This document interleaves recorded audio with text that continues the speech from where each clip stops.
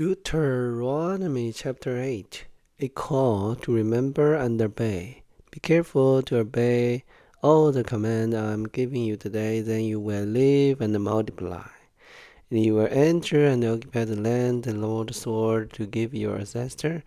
Remember how the Lord your God led you through the wilderness for these 40 years, humbling you and testing you to prove your character and to find out whether or not you would obey his commandments.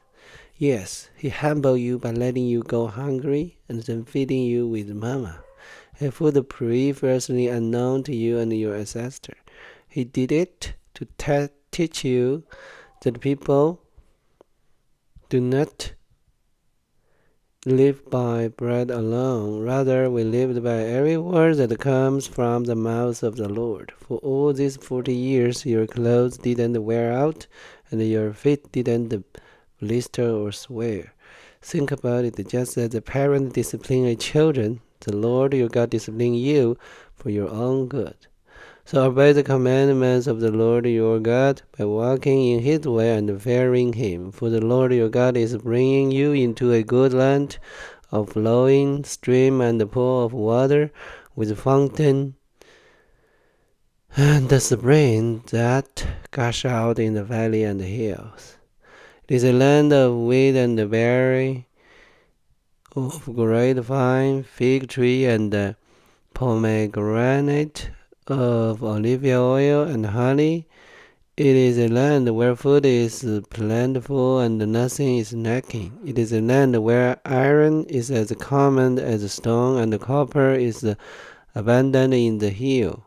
When you have eaten your fill, be sure to praise the Lord your God for the good land he has given you. But that is the time to be careful. Beware that in your planting you do not forget the Lord your God and disobey his commandment, regulation, and the decrees that I am giving you today. For when you have become full and prosperous and have built fine homes to live in, and when your flocks and herd have become very large, and your silver and gold has multiplied along with everything else, be careful. Do not become proud at the time and forget the Lord your God, who rescued you from slavery in the land of Egypt. Do not forget that he led you through the great and terrifying wilderness with its poisonous snakes and scorpions, where it was so hot and dry. He gave you water from the rock. He fed you with manna in the wilderness, a food unknown to your ancestor. He did this to humble you and test you for your own good. He did all this so you would never say to yourself, I have achieved this wealth with my own strength and energy. Remember the Lord your God. He is the one who gives you power to be successful. In order to fulfill the covenant he confirmed you, your ancestor, with the oath. But I am sure you of this. If you ever forget the Lord your God and follow other words, worshipping and bowing down to them, you will certainly be destroyed, just as the Lord has destroyed other nations in your past. You also will be destroyed if you refuse to obey the Lord your God. Chapter 9. Victor by God's grace. Listen, Israel, today you are about to cross the Jordan River to take over the land that belongs to a nation much greater and more powerful than you. They lived in cities with walls that reach to the sky. The people are strong and tall, descendants of the famous Amalekite giant. You are heard that saying, who can stand up to the Amalekites? But recognize today the Lord your God is the one who will cross overhead of you like a devouring fire to destroy them. He will subdue them and so that you will quickly conquer them and drive them out, just as the Lord has promised. After the Lord your God has done this for you, don't say in your heart, the Lord has given us this land because we are such good people. No, it is because of the weakness of the other nation that he is pushing them out of your way. It is not because you are so good or have such integrity that you are about to occupy their land. The Lord your God will drive this nation out ahead of you only because of their wickedness, and to fulfill the oath he swore to your ancestor Abraham, Isaac, and Jacob. You must recognize that the Lord your God is not giving you this good land because you are good, for you are not. You are a stubborn people, remembering the God call. Remember and never forget how angry you made the Lord your God out in the wilderness. From the day you left Egypt until now, you have been constantly rebelling against him. Even at the mountain Sinai, you made the Lord so angry he was ready to destroy you. This happened when I was on the mountain receiving the tablets of stone inscribed with the word of the covenant that the Lord had made with you. I was there for 40 days and 40 nights, and all that time I ate no food and drank no water. The Lord gave me the two tablets on which God has written with his own finger all the word he has spoken to you from the heart of the fire when you were assembled at the mountain. At the end of the 40th day and the night, the Lord handed me the two stone tablets inscribed with the word of the covenant. Then the Lord said to me, Get up, get down immediately, for the people you brought out of Egypt had corrupted themselves. How quickly they had turned away from the way I commanded them to live. They have melted gold and made an idol for themselves.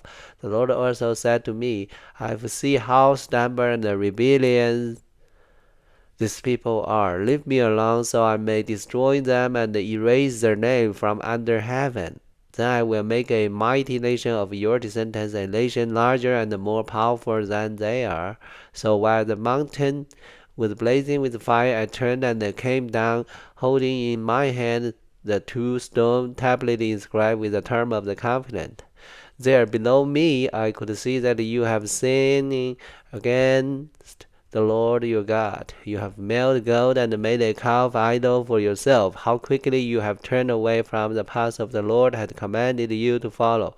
So I took the stone tablet and threw them to the ground, smashing them before your eyes.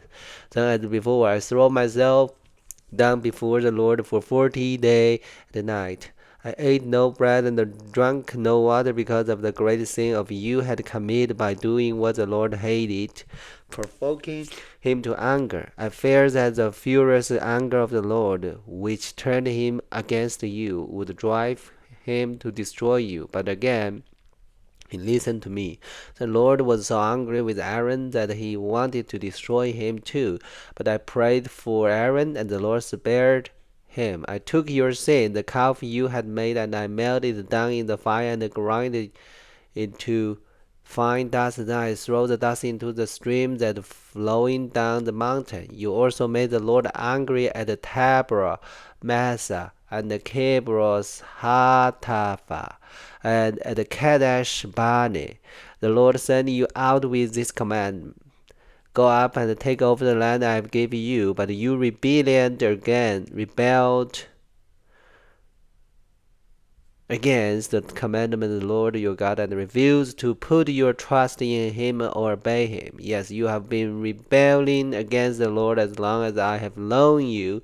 This is why I threw myself down before the Lord for 40 days and nights. For the Lord said he would destroy you. I prayed to the Lord and said, Oh, sovereign Lord, do not destroy them. They are your own people. They are your special possession, whom you redeemed from Egypt by your mighty power and your strong hand. Please overlook the stubbornness and the awful sin of these people, and remember instead your servant Abraham, Isaac, and Jacob. If you destroy these people, the Egyptian will say the Israelites died because the Lord wasn't able to bring them to the land he had promised to give them. Or they might say he destroyed them because he hated them. He deliberately took them into the wilderness and slaughtered them. But they are your people and your special possession, whom you brought out of Egypt by your great strength and powerful arm. Chapter 10. A new copy of the covenant. At the time the Lord said to me, Chisel out two stone tablets like the first one. Also make a wooden ark, a scarlet chest to store them in. Come up to me on the mountain, and I will write on the tablet the same words that were on the one you smashed. Then place the tablet in the ark. So I made an ark of acacia wood and cut 2 stone tablets like the first 2. Then I went up the mountain with the tablet in my hand. Once again the Lord wrote the 10 commandments on the tablet and gave them to me. They were the same words the Lord had spoken to me from the heart of the fire on the day you were assembled at the foot of the mountain. Then I turned and came down the mountain and placed the tablet in the ark of the covenant, which I have made, just as the Lord commanded me. And the tablets are still there in the ark. The people of Israel set out from the well of the people of Jacob and traveled to Methrin, where Aaron died and was buried. His son Eleazar ministered as high priest in his place. Then they journeyed to Gadgoda, and from there to Jobasa, a land with many brooks and streams. At that time the Lord set apart the tribe of Levi to carry the ark of the Lord's covenant, and to stand before the Lord as his minister, and to pronounce blessing in his name. These are the duty to this day. This is why the Levites have no share of property or possession of land among the other Israelite tribe. The Lord himself is their special possession, as the Lord your God told them. As for me, I stayed on the mountain in the Lord's presence for 40 days and nights, as I had done the first time, and once again the Lord listened to my plea and agreed not to destroy you. Then the Lord said to me, Get up and resume their journey, and lead the people to the land I swore to give to their sisters, so they may take possession of it. A call to love and obedience. And now, Israel, what does the Lord your God require of you? He required only that you fear the Lord your God and live in a way that pleased him, and love him and served him with all your heart and soul. And you must always obey the Lord's command and decrees that I am giving you today for your own good. Look, the highest heaven and the earth and everything in it all belongs to the Lord your God. Yet the Lord chose your ancestor as the object of his love, and he chose you, the descendants, above all other nations, as is evidence today. Therefore, change your heart and stop being stubborn. For the Lord your God is the God of gods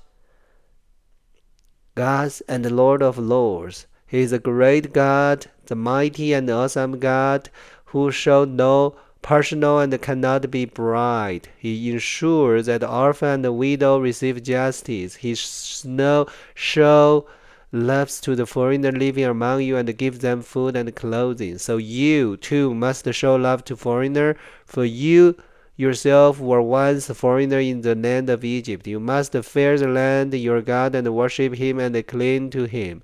Your oaths must be in his name alone. He alone is your God, and only one who is worthy of your praise, the one who has done this mighty miracle that you have seen with your own eyes. When your ancestors went down in Egypt, there were only 70 of them, but now the Lord your God has made you as numerous as a star in the sky. Chapter 11. You must love the Lord your God and always obey his requirement, decrees, regulations, and commands. Keep in mind that I'm not talking now to your children who has never experienced the discipline of the Lord your God or seen his greatness and his strong hand and powerful arm. They didn't see the miraculous sign and wondered he performed in Egypt against Pharaoh and all his land. They didn't see what the Lord did to the armies of Egypt and to their horses and chariots, how he drowned them in the Red Sea as they were chasing you. He destroyed them, and they have not recovered to this very day. Your children didn't see how the Lord cared for you in the wilderness until you arrived here. They didn't see what he did to the son and Abram, the son of Eliah, a descendant of Reuben, when the earth opened its mouth in the Israelite camp and swallowed them, along with their household and the tents, and every living thing that belongs to them. But you have seen the Lord perform all this mighty deed with your own eyes, the blessing of obedience. Therefore, be careful, obey every command I am giving you today, so you may have strength to go in and take over the land you are about to enter. If you obey, you will enjoy a long life in the land that the Lord swore to give to your ancestor and to you, their descendants, a land flowing with milk and honey. For the land you are about to enter and take over is not like the land of Egypt from which you came, where you planted your seed and make irrigation ditch with your food as in a vegetable garden. Rather, the land you will soon take over is a land of hill and valley with plenty of rain, a land that the Lord your God cares for. He watches over it through each season of the year. If you carefully obey the commandment I'm giving you today, and if you love the Lord your God and serve Him with all your heart and soul, then He will send the rain in the proper season, the early and the late rain, so you can bring in your harvest of grain, new wine, and olive oil. He will give you lush pasture land for your livestock, and you yourself will have all you want to eat. But be careful, don't let your heart be deceived so that you turn away from the Lord and serve the worship of other gods. If you do, the Lord anger will burn against you. He will shut up the sky and hold back the rain, and the ground will fail to produce its harvest. Then you will quickly die in that good land the Lord is giving you. So commit yourself wholeheartedly to those words of mine. Tie them to your hand and wear them on your forehead as a reminder. Teach them to your children. Talk about them about when you are at home and when you are on the road, when you are going to bed and when you are getting up. Write them on the doorpost of your house and on your gates, so that as long as the sky remains above the earth, you and your children may flourish in the land that the Lord swore to give you ancestors. Be careful to obey all these commandments I'm giving you. Show love to the Lord your God by walking in His way and holding tightly to Him. Then the Lord will drive out all the nations ahead of you, so they are much greater and stronger than you, and you will take over the land. Wherever you set foot, the land will be yours. Your frontier will stretch from the wilderness in the south to Lebanon in the north, and from the Euphrates River in the east to the Mediterranean Sea in the west. No one will be able to stand against you, for the Lord your God will cause the people to fear and dread you as He promised wherever He goes in the whole land. Look, today I'm giving you the choice between a blessing and a curse. You will be blessed if you obey the commandment of the Lord your God that I'm giving you today, but you will be cursed if you reject the commandment of the Lord your God and turn away from Him and worship gods you have not known before. When the Lord your God bring you into the land and help you take possession of it, you must pronounce the blessing at the mountain Gerizim and the curse of Mountain Ebal. These two mountains are west of the Jordan River in the land of the Canaanites who lived in the Jordan Valley, near the town of Giga, not far from the Ark of Mori.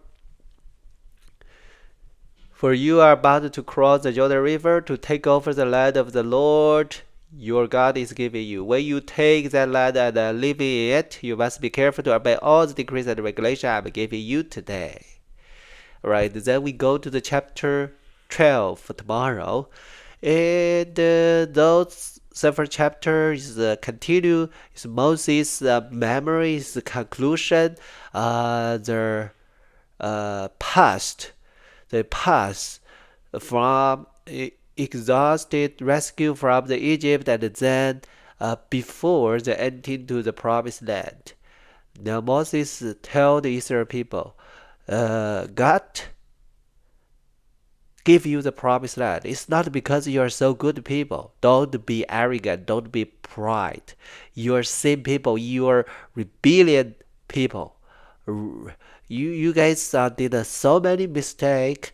Why God still is spared you? because God loves you, and I beg to God to spare your life and give you second chance. Why God push those other the promised land people, the giant people allocated out that land? It's because their weakness.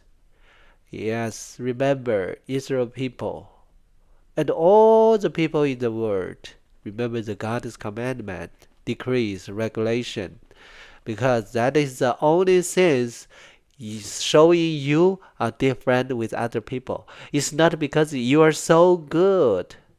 Always remember, be humble. That is so important for everyone, not only Israel people. Alright, so that is today's Bible learning. Hope everybody like it. God bless everyone. Let's see you tomorrow.